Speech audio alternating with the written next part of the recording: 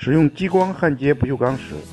它的焊接技巧和二宝焊焊接是一样的，因为它们都是自动输送焊丝。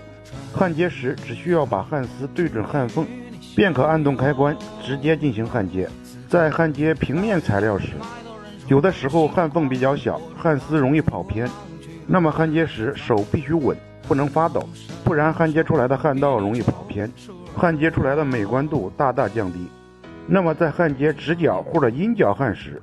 焊接手法就相对容易一点。例如下边的不锈钢管材和板材的焊接，大家可以看到，因为它是90度角，焊接时焊丝摆在夹角处，这样焊接时焊丝不容易跑偏，焊接出来的效果鱼鳞均匀，焊把也好看美观。下面焊接的是一个操作台的底座，